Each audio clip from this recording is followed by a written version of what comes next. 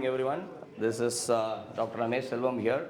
So thank you for giving me a nice introduction, ma'am. Thank you, Idea Tiruvallur, for inviting me as a speaker for this wonderful topic, occlusion-driven dentistry. This is my second visit to IDA.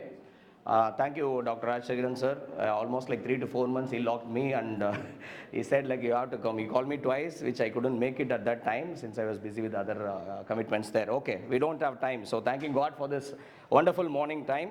Let me move on to the session. So we don't have much time as multiple scientific sessions are there. I don't want to eat your time. I just want to give the best clinical tips possible within the stipulated time. Okay, let me move on. So about me, I'm a founder. They have already given all the introduction, only changes. I have 24 years, it has gone, right? So I am totally into occlusion-driven dentistry, TFD, and biomimetic restorative dentistry. So that's my passion. So I am totally into that occlusion. It has made me mad, right? Okay, so I'm a proud occlusion stomatognatic specialist, and I am an occlusion coach and a mentor. Okay, so currently he is my mentor. Of course, I have to put his picture everywhere because he is the person who inspired me into this beautiful journey of occlusion, Dr. Vasant sir, and she is Dr. Molaris, my wife. Currently, completely into that. Generally, I don't talk about any courses here. So this is a proud moment for me. When we started this, we made occlusion aware dentist, ODD, stomatognatic specialty. Recently, almost like 30 people got graduated. In this is a proud moment for me, which I want to share with my family, and IDEA is a home for me, right? Okay, fine. Let me move on. Thanking IDEA Molaris. So words are not enough to thank you people. You people have been amazing. Like Dr. Ilevans has said, even I said the same, sir. I am a part of this, I am a member of this association, but I may not be able to be there for all the CDE. Still, you respected me, you called me here. I am a proud member of this idea. Thank you, Molaris and the team. Everybody sitting here, all the organizing team, all the younger to the tallest people, everybody is totally dedicated into this. I'm amazed to see this organizing skills. Okay, so let me move on to our topic. Occlusion in everyday dentistry. So what do you mean by occlusion? Does occlusion really matter? Does occlusion really matter? People have started using articulating papers, rarely, maybe 10 or 15 years, maybe dentists who are really aware of this subject will definitely would have used articulating. I started using my carbon papers. That was my articulating paper for me. So what did they taught me in college? Okay, so put the paper, see the color, remove the color. We don't know why we put the paper, why we see the color, why we remove the color. So end of the day, put the paper, see the color, remove the color. That means that is the level of understanding I had. Maybe this generation has a better understanding of occlusion, right? Let me move on to occlusion in everyday dentistry. So we have, since the time is restricted, I want to put more emphasis on demo rather than giving PowerPoint presentation here. Okay, why occlusion is important? Occlusion, is it like, do you think occlusion is really important? How many people say? Can you just raise your hand and say that occlusion is really important? How many people say, right? So at least 90% of people will agree occlusion is important. Why occlusion is important? Occlusion is important because everybody is a clinician sitting here. Remember, one contact happening on a simple composite or a glass ionomer or an amalgam restoration may be nothing for a patient, and it may be the major impact for the entire life for a patient. Okay, so it may be a bullet. It may be a bullet for a patient. That is the word I use. It may be a bullet for a patient, and it may be nothing for a patient. If it is nothing for a patient, that doesn't mean you have done the best of treatment. You have started something which is going to show its face at one point of time in his career, in his life. Maybe you started it. Some other dentist, maybe the 5th or the 6th or the specialist like us, we'll land up treating all those people. So one contact has a huge impact on the entire stomatognatic system, right? So what is so important? Why that single contact of articulating papers happening on the teeth? If you do, what is going to happen? What do you think is going to happen? Because we dentists, we are handling one of the unique bone in the human body. Why do I call it as unique bone in the human body? Mandible is a unique bone in the human body. Why is it unique in the human body? Because that is the only bone in the human body which is there hanging like a swing. It's like a swing in the skull. Right, this mandible, as it is connected to the external environment through a hard tissue called teeth, and the teeth has something called proprioceptors. It has pulpal receptors and proprioceptors. So what is happening here? Since the mandible is like a free swing hanging in the skull, any contact that is going to happen on a tooth, suddenly people will think about, sir, what happens to those people who doesn't have a teeth? There is something called osteoperception. So we are not going to talk about that. So what is happening here? Mandible is a unique bone in human body which is connected to the external environment through a hard tissue called teeth. And the teeth has something called periodontal receptors which is responsible for first contact happening on the tooth. It can perceive the first contact. Okay, hope everybody understands Tamil here. Nalla biryani சாப்பிடுறீங்க நடுவுல ஒரு கல் இருக்கு யாரா சொல்றாங்களா? Is there anyone telling you, sir, பிரியாணில கல் இருக்கு சார், இன்னும் 2 minutesல டைனோசர் வர போகுதுன்னு யாரா சொல்ல போறாங்களா? Nobody is going to say, right? How do you find out that something is hard? What do you do immediately when a stone strikes the teeth? Immediately you stop, you open your mouth, you do something. So what is happening there? There is something called location awareness. This particular word, every young dentist sitting here, please understand, mandible has something called location awareness. It knows its place. How does it know? All the other bones in the body are different. They know its place mainly by the tendons and the attachments, all those things. But mandible knows its place because it is connected to the external environment through a hard tissue called teeth, and the teeth has receptors. So any contact that is going to happen on the tooth is going to be perceived by the proprioceptors that is there in the teeth, which is going to take the sensation into the nerve. From there, it's a spinal reflex. It doesn't even go to the brain. It's a spinal reflex, instant. Nobody has to tell you, instant. It goes directly, a response happens, and that is stored as a memory. In a big shop or a big hotel, you take a food and you see a stone, you never forget that, right? It goes as a memory, but the reflex is instant. So it has something called location awareness, and we, the dentist, are the first person to handle this bone, this particular teeth. So every contact, what you're going to leave it there. Every contact that is going to happen there. Every high point, what you're going to leave it there just like that, it's going to have a huge impact on the system. So why is it? The proprioceptors in the teeth, they can perceive the sensation of 25 to 30 microns. Hardly as 25 to 30 micron contact, your hair string is 100 microns. So think about the contact that is happening. As small as 25 to 30 micron contact on a teeth can be perceived by the teeth. And it can be intimated to the system. So occlusion matters. Okay, what does it matters? So when I say occlusion, it looks like a Bahubali arrow here, right? So what is happening here? Every contact that is going to happen on a tooth is not just a dot. From the dot, so many movements are possible. What is making the dot? An antagonist cusp tip is coming and sitting in a fossa, in a lower molar. It is not going to sit there. So what is going to happen there? So every movement, when the jaw is moving forward, when the jaw is moving the right side or the left side, when the laterotrusive movement or the mediotrusive movement or the protrusive movement, that dot is going to travel because of the cusp tip that is going to travel. So every dot you live on a tooth is not going to be just a dot. In occlusion, dot matters. Every dot matters. If you leave a dot, you're going to almost introduce so much of movements that is going to happen on the tooth. So occlusion matters. Think about it, right? And it has impact on 4 levels. It affects the temporomandibular joint, teeth and the supporting structures, muscles, at one point of time the overall body. I'm not saying occlusion is the only reason creating TMD. That was my thought process few years back.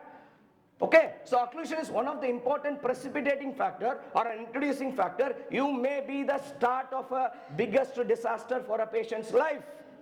Maybe 15 years nothing happened, maybe 10 years nothing happened. It is because of the tolerance limit of the patient, the adaptive capacity of the system. God has so blessed the dentist that the TMJ is high adaptive capability. What is the high adaptive capability? It has reparative capacity, it has adaptability. It has something called synovial fluid, and everybody knows that. It has a lot of contents inside which has a huge impact on the reparative and the adaptive system. There is something called a disc. It's an articular disc. It's a fibrocartilage which can adapt very, very well and can repair well. So it has an impact. And we deal with a unique joint called temporomandibular joint. Dentists think joint is something different. Dentistry ignoring temporomandibular joint cannot give a long-lasting restoration for any patient, right? So occlusion matters, okay? So a lot of things can happen. When a single high point, if it is left untreated, over a period of time, it is progressive. It can have an impact on the muscles. It can have an impact on the temporomandibular joint. It can create so many signs and symptoms on a tooth. How many people come across a situation where people come with hypersensitivity on a good-looking tooth, on a lower anterior? Hypersensitivity, what do we do? What do we do? Hypersensitivity, what is the treatment of choice? What we have? What we have? Thermokind F gel, Sencolef, Sensodyne, the most famous product. Again the patient comes, he wants to get treatment only from you. Again you switch over to other paste. I came across a situation where one of my colleague doctor, he doesn't know what to do because repeatedly 3 to 4 times this patient is going for hypersensitivity. And the advice given to the patient was, buy this 4 toothpaste, mix everything, apply on the tooth and start brushing. That is the treatment of choice. End of the day, we land up at such situations. Hope you understand what I'm trying to say. Your toothpaste is not going to solve this problem. Your lower anterior hypersensitivity can be due to a muscle spasm which is happening in the anterior belly of the digastric, which is a depressor which starts its initial rotation is initiated by the anterior belly of digastric. Later it is taken over by the inferior head of the lateral pterygoid. A muscle spasm can create a vague pain in the lower anteriors. A good looking tooth. What is the answer do you have? Occlusion matters. Hope you understand what I'm trying to explain here. So today's session is going to be very, very short, where I'm going to, Raghu wanted me to do everything in 30 minutes. Sir, he just called. Sir, enna pandringana? Or crown, sir. வாய்க்குள்ள போடணும். We have to put it inside the mouth. Functional side or adjustment, non-functional or adjustment, protrusive or adjustment. Raghu, இது நீங்களே பண்ணிடுங்க. என்ன எது கூப்பிட்டீங்கன்னு கேட்டேன். Just give 3 பாயிண்ட்ல எனக்கு சொல்லி கொடுத்துருங்க சார். அக்ளூஷன் 30 மினிட்ஸ்ல முடிஞ்சிடணும் சார். சரிப்பா, ட்ரை பண்றேன். I tried my level best. To make it shorter, you need more knowledge, more dedication. To make it lengthier, we have enough time. So I tried my level best. So today I'm going to tell you and show you the functional anatomy. Once this lecture is over, I just want you to go at least practice at least 1 or 2 clinical points. That's a success for Molaris, not for me. That is what they are striving for, right? Why so much of money, so much of dedication, so much of hard work, bringing to all the specialists, 2 great people sitting here, 2 legends are sitting here. Why are we joined? We wanted to share and grow together. After this, if you take 1 point and you practice and let them know the secretary that, sir, it was useful. Parvala sir, me edo pesna abdin sonningina kuda I'll be very happy. So I'm going to teach you the functional anatomy with occlusion eyes, static dots, lines, armamentarium. This is what is needed, no? Let's forget about full mouth rehabilitation, big things. I always say to my students, occlusion starts with learning from a single tooth. 1 tooth occlusion, if you are a master, you can master your FMR.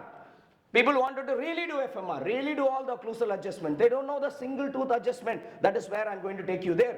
Okay, I'll show you in the slides. I'll try to come back to the demo session where I'll show you directly. So what is the functional anatomy? What do you mean by functional anatomy? Everybody knows 5 cusp is there, primary fissure. Who cares? Who do damn cares about? When occlusion comes, it's totally different. Your eyes have to be different. Your thought process have to be different.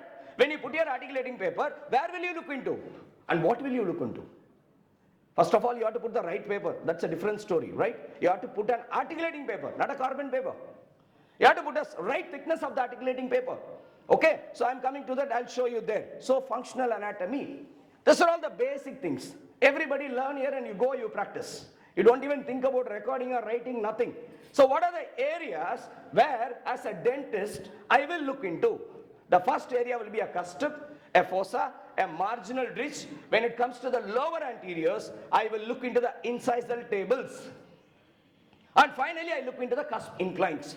Just if you remember this 5 points, you are going to learn occlusion. You are going to start your occlusion journey. So cusp, what do you mean by cusp?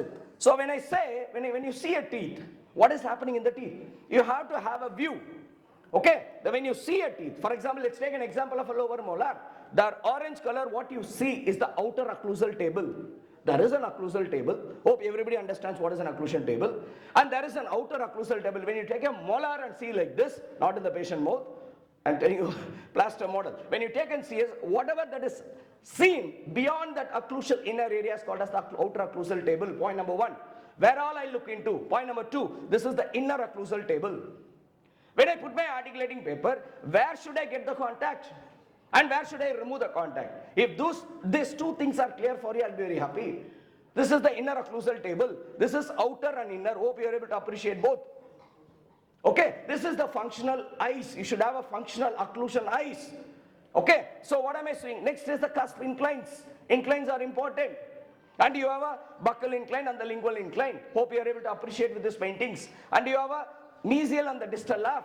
With this knowledge, you can categorize the inclines as mesial, distal. You can see the different colors. Why God has created all the inclines? That is the reason. Why are we looking as an occlusion specialist into the inclines? We don't want any contact to happen on a cusp incline. Why? Any contact on a cusp incline is not stable. Right? It's a common sense. So where will I look into? I don't want any contact to happen on a cusp incline, but I should know up to what level can I accept as a cusp incline, right? So this is cusp tips. I don't have to explain all this. Cusp tip, fossa, marginal ridge. So this is the ideal location. Dear dentist sitting here, just capture this in your mind. Capture this in your mind. Where do I want my articulating paper to sit? Where do I want my articulating paper to fall? This is the place. A functional cusp tip, a fossa, a marginal ridge. This is ideal. In my life, I have never seen this ideal. Over the years, practicing for so many years, these dots and lines I have never seen. Though I have learned, I teach, I tell people that this is ideal, but there should be something ideal. There should be some target where you can achieve your dots and the lines. So this is the area in a lower molar. Okay, can you see the tip? That is the cusp tip is the important place. A fossa is an important place. A marginal ridge on either side is an important place. This is how an occlusion-driven dentist has to think. I am just training your eyes to look into after you insert a crown. Put an articulating paper. Ask the patient to bite. Ask the patient to do all the chewing movements. So where will I look into? That's my thought process here. Okay. So then comes your upper molar. What is varying here? You have a fossa, the palatal cusp becomes the functional cusp, both the marginal ridges. If you closely observe, why are we looking into this place? Because cusp tip is the highest point and the fossa is the lowest point, and both are areas where contacts can happen. Rather than that, where will the contact happen? Think about it. Topmost part a contact can happen, bottommost part a contact can happen. So when you put your articulating paper, your thought process has to be there. I want to look into the cusp tip, fossa, marginal ridge. Just 3 key words to remember. When you put your paper, try to concentrate there. Try to do some adjustments there. Okay, so that's what I'm teaching you here. So what is happening here? This is about a molar. Where will I see? People don't even see the palatal surface of an upper incisor. Even today people fight with me. Sir, should the lower anterior touch the palatal surface of the upper? Should the lower anteriors, can somebody raise your hand and say, should the lower anterior touch the palatal surface of the upper? Naturally, in natural dentition, should the lower anteriors touch the palatal surface or not? How many of you say yes? How many of you say no? If nothing is the answer, that means I'm talking in a different language then, right? How many of you yes? How many of you say no? I want that answer. Many people say no, please change. A lower anterior tooth in natural dentition has to touch. Go to Wheeler's. That fellow has written a beautiful thing and the diagram is there where the lower anteriors has to touch the palatal surface of the anteriors. But what we are taught in complete dentures, overjet, overbite, freeway space, that is etched. All the occlusion we know in college is just about complete dentures. Who concentrates on the natural dentition? So think about it. Think about it. So this is the area which fascinates me, not the smile designing area. Of course, your smile, you do a golden proportion, you give whatever proportion. Every proportion will jump out of the mouth if an occlusion is fake. Your veneers will pop out. Maybe it will look good in the Instagram and the Facebook on day 1. What about day 10? What about day 365? What about 2 years? What about 3 years? What about follow-up? I respect those people who put the pictures with articulating paper mark. That matters. This is the area where I look into an upper anterior. The green color is the mesial marginal ridge, distal marginal ridge, a cingulum, a palatal cervical margin, and the blue color is the incisal table. So when I put my paper, ask the patient to do the movements in the anteriors, I want to see the color somewhere here. This is where occlusion matters. This is where the mark has to come. So this is for the upper anterior central incisor. Then you have the incisal table, and this is what I mean by the incisal table. This is a table. In the lower anteriors also you have a table. That is important. That is where the contact will happen. When you put your red paper, that is where the contact will happen. Okay? So wherever presentation I go, I don't present my old presentations. These paintings I did for this idea Molaris itself. I want to give you, students who are sitting here will know that they have seen it for the first time. My old students here. Right? So this is something like, this is a canine. I went to a person called Dr. Majanos Mako just to learn the palatal surface of a canine. What's so fascinating about the palatal surface of a canine? It is fascinating. God has created canine in a specific way. He has created with an escape route. This is called the escape route. Mesial marginal ridge, distal marginal ridge. When your lower canine is coming and sitting here, when the movement happens, it has to go through the escape route. God has designed the teeth in such a way, it has everything incorporated in occlusion. But we, the dentists, never look into the palatal surface of the anteriors. Pathetic. ABL, everything will look good. Palatal surface, like skating. You see in the park, no? Once skating, they will not even give the anatomy. These are all the functional areas which I wanted you to look into. Okay, this is for a canine. And this is the view. See here, this is important. When a contact is happening here, when the jaw is moving, it will escape through that yellow area. That is called the escape route for a canine. Okay, so what do you mean by static dots? Okay, I have told you the anatomical area. Can somebody say cusp strip? You can talk to me here. Cusp strip, fossa, marginal ridge, incisal table. Where I don't want my contact, cusp inclines. Job done. Okay, now where do I expect my dots? What do you mean by dots? Dots are nothing but static contacts. Static contacts on a tooth. When the jaw is closing together, when the jaw is static, it is not moving anywhere. The contact that is made by that articulating paper is a static dot. That is called dots of occlusion. Next, where do I expect my dots? I told you no. Ideally, cusp strip, fossa, marginal ridge, or sometime, or the incisal table. Of course, you'll have it in the lower anteriors. Or, I told you another thing. I've never seen this ideal dots in my life, except few cases. So where are we supposed to? We should have an idea. So we'll see here. This is where I wanted my static dots to happen. This is the area. Marginal ridges, I need contacts. This is a cusp strip. This is, if I have a contact here, I'm happy. I don't want the contacts to happen here. These are all the cusp inclines. Hope you're able to appreciate that. This is what you see in the patient mouth. In a model, these are all the ideal static dots. Picture-wise, this is the ideal dots. Learn for a single crown. When you go back tomorrow, after 2 days, when you put your crown, when you see the articulating paper, I want the dots to happen somewhere here. That is the ideal place where God has created that contact to happen. This is the static dot for a lower molar. This is for an upper molar. This is for an upper molar. Static dots, palatal cusp strip. You can have a contact in the marginal ridges. And this is the picture. Sorry, I'm a little bit fast. I hope you know why I'm fast, right? This is the static dot of occlusion for an upper molar. And this is for the functional anatomy. All these are sketches made by me because... Yes, ma'am. Okay, so this is the static dot. With this, I'll move into the demo where I'll directly tell you what I'm going to do. Okay, fine. So this is the anterior and this is the canine static dot. We'll move. This is the incisal table, what I told you. These are all the static dots. Correct? So from here, you can focus here, sir. I'll show you here so that we'll cover both. I request the audience to post any questions Yes. by scanning the QR code for forum discussion. You can change this, sir. Make this bigger. Okay? Yeah, switch over. Okay? You're able to see because I'm not able to see. If you say, I'll be happy. You're able to see this, what I'm showing? Yes or no? Yes. This model you're able to see? Okay, just focus on this alone. This is the inner occlusal table. This is the outer occlusal table. Clear? Outer occlusal table, inner occlusal table. Then I want the contact to, just change the slide according to it. Okay, I told you, I need static dots like this. Okay, I need the static dots like this. Cusp strip, fossa, marginal ridge. Instrument, please. Okay, this is for the upper molar. Then, let's forget about this inclines and all. We have already seen that, right? So I'll move here. So what is more important here is, I want the contacts to happen in this pink color area. I want the contacts to happen in the blue color area and the brown color area. So why do I need that contact to happen in that particular place? Because ideally, a contact cannot happen on the exact cusp strip, but at least that area, that is a functional area. Cusp strip area, fossa area, marginal area. So why do you expect the contacts to happen there? The central groove area, the God has designed the teeth in such a way, it can land anywhere because a cusp is going to sit here, it is going to travel. It needs a depression. It needs a depression to travel. It needs a groove to travel. So this is what is about where I have to look into. And these are all my static dots which I showed you in the picture. Cusp strip, fossa and marginal ridges. Okay. So where do I want my anteriors to touch? Anteriors, palatal surface, I need contacts to happen on the ridges.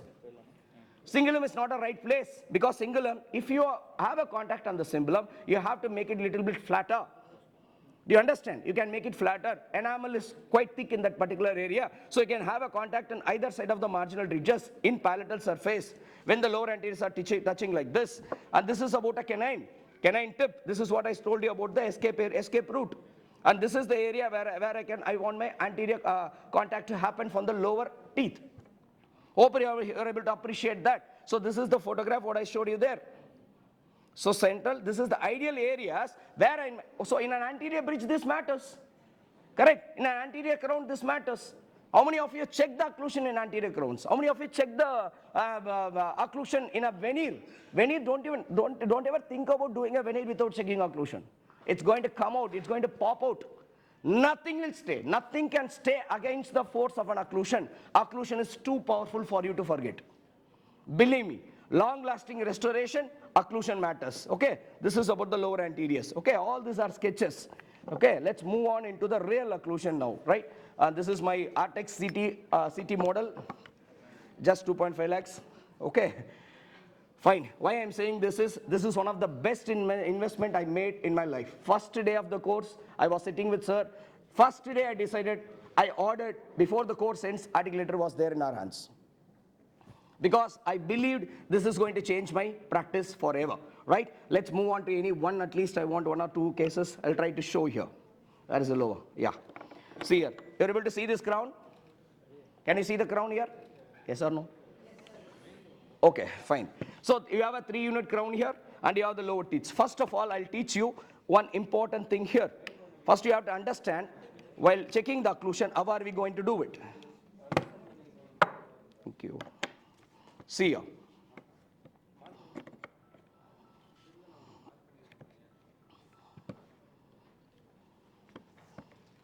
Can you give me some other model? Okay, this is lower. We'll take example of a single unit crown. Let's start there. Okay, so when you check your occlusion, what are we supposed to do? So when you check your occlusion, before putting this crown there, after doing the crown cutting, what are you supposed to do? Let's talk about a single crown. One crown, if you understand, that is the same thing for everything here, right? After doing your crown cutting, where is the crown cut model here? Give me that, no? Anterior crown. Okay, so when you put this after cutting the tooth, let's take a lower molar or an anterior crown. After cutting, take a paper. This is the 40 micron blue paper. This is the 40 micron red paper. So just put the paper here and do a tap, tap, tap. What do you mean by tap, tap, tap? Why are we doing tap, tap, tap? Can you all clap your hands, please? Ready? 1, 2, 3, 3 claps. 1, 2, 3. Fine. It is irregular, right? When you are doing it, tap, tap, fast. 1, 2, 3. Ready? 1, 2, 3. Start. 1, 2, 3. Can you see here? There is a difference between this lethargic tapping and there is a difference between this. Hope your crown is well fabricated before doing this.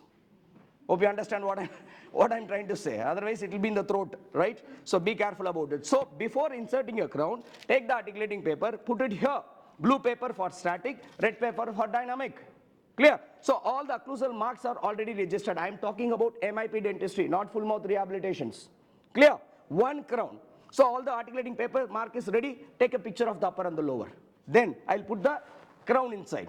Okay? Ideally, I'll tell you, if you want to give a good occlusion for a patient, it is always better to do a bistrial or insert the crown with a temporary eugenol-free cement. Ideally, that is the best way to do it. Put it, insert it, now put the paper. What will happen if there is a high point? What will happen? Only that lower teeth is going to hit the crown, correct? Yes or no? Now I told you where you should look for a dot. Clear? Where you need to look into the dot. So if that is the only high point that is happening, what will I do? I'll use a burr like this.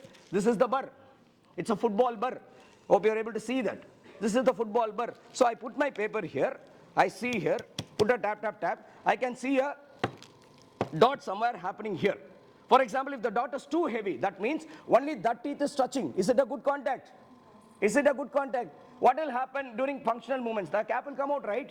So what will I do? I keep removing. Either, make a note of it, either I reduce it, reduce the level, or completely I'll remove in non-functional areas, or I'll reposition. 3 R's you have to remember in occlusal adjustment. Point number 1, either you remove it. It is not at all in the functional area. Why should I have it? On a non-functional cusp, why should I have it? Cusp incline, why should I have it? Hope you understand. I'll remove it. I don't want. Next, I'll reduce. It is too heavy, but it's in the ideal place. It is in the cusp, but it is a taller area. So I want to reduce it. Or, it is not in the ideal place. It is very closer. If I can adjust and reposition, I can reposition. Hope you understand. So how you place the burr? how much pressure you give, how you develop your skill of touching the surface is very, very important. Because when it comes to materials, this is an acrylic material, and you have many materials available in the market, right? So you have something called metal ceramic, DMLS, and you have something called zirconia. Okay, zirconia, when you adjust, that is the worst material to adjust and leave it like that. A rough surface on a zirconia is going to spoil the antagonist tooth, and the cracks will transfer directly vertically in zirconia. So whenever it is adjusted, it has to be polished. That's why putting everything here, sending it to the lab, polishing again is the best place. Otherwise, you should have some intraoral polishing kit to polish that zirconia. When it comes to full metal, the same thing. Full metal is a better material, and zirconia is a better material for a gum-loving materials. Hope you understand what I'm trying to say. So the material also decides. So what decides your occlusal adjustment? Your material of choice will decide how much pressure I'm going to give. Because in a monolithic zirconia, your thickness is going to be very less. It's a monolithic, right? You have a disclosing place, what you give as a restorative space is less. So the material thickness, what you give for that particular teeth is also less. You should have an idea, how much am I reducing? Why am I reducing? Can you do the same on a tabletop, on an onlay? You can't even loot. So the biggest problem with a tabletop is it's a beautiful restoration. I love it. I do it. But the biggest problem with an onlay or a tabletop restoration is nothing but you have to bond it, and then only you'll be able to do the occlusal adjustments. So the logic is same. We'll have 7-step formula. Let me repeat. Pre-operatively, patient comes, take a picture, pre-operative occlusal picture. Can you put that 7 steps there? Okay, 7 steps. First step is take a pre-operative occlusal record. You do a crown cutting. Let's take an example of a single crown cutting. The crown cutting is done. After crown cutting, you register the occlusal marks now. Both are needed. When I put my crown, that crown has to respect the occlusion that is there on the surrounding tooth. Especially, how do you check it? When you put your paper there, on either side of the crown, you should have the same blue static color. And you should have the same dynamic red color.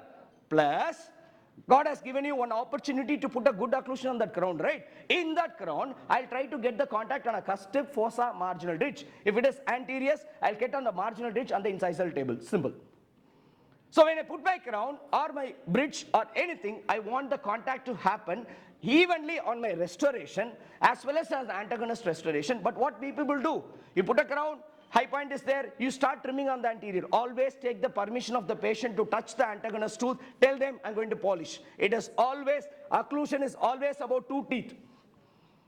But what we see, people always see the lower teeth, never ever. For example, if it's a crown, you put a paper, you see here.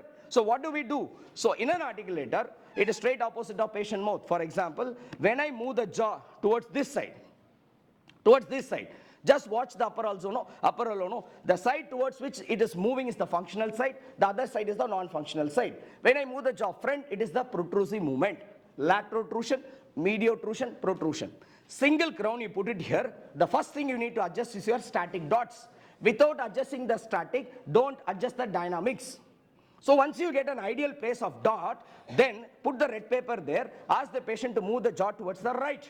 For example, a crown in the 4-6.